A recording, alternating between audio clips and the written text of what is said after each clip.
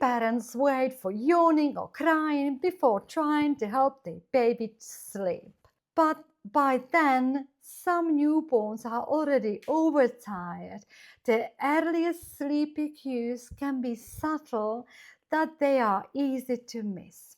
I'm a midwife and psychology student.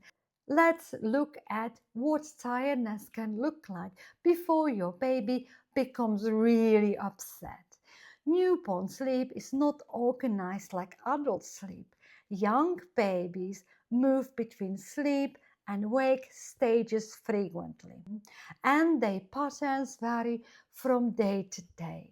Rather than relying only on a strict schedule or a universal wake window, it's useful to watch your individual baby's behavior, as early sleep cue may be reduced engagement. Your baby stops focusing on your face, look past you, or becomes less interested in interaction.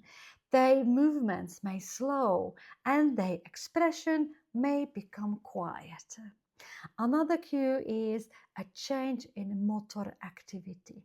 Some babies become still, others become increasingly restless.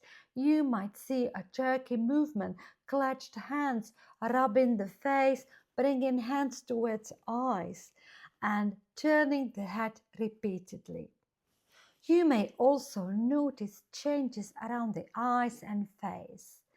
Reddening around the eyes and eyelids, heavier blinking, a less focused gaze, a brief eye closure.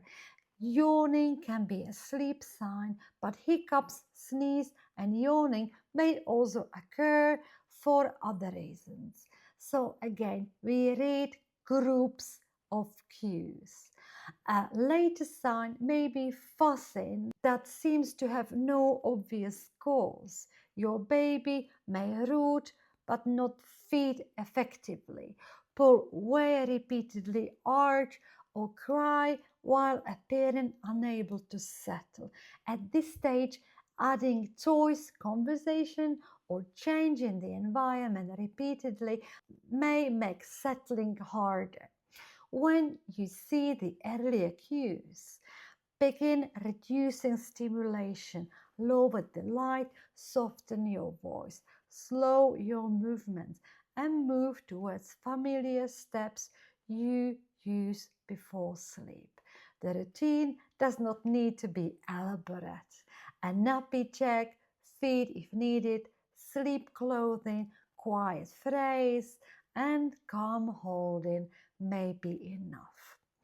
For the safe sleep, place your baby on their back on a firm, flat sleep surface in an appropriate, clear sleep space, following the safe sleep guidance used in your country.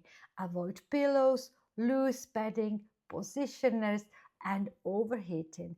If you are unsure about current recommendation or your baby has particular medical needs, ask your health professional. Do not panic if you miss the ideal moment. There is no tiny magical window that permanently closes. An overtired baby may simply need more time and more support to settle. So calm presence still matters. Also remember that frequent waking and needing to help settle are developmentally normal. Sleep is not a performance and your baby is not failing because they need you. The aim is not to monitor every blink anxiously, it is to recognize your baby's developing pattern. Over several days, ask, what usually happens before my baby falls asleep? Which cue appears first? What kind of support helps? Tomorrow, in the final video of this week, we will put everything together and learn how to read your newborn's body language as a whole, not just isolated signals.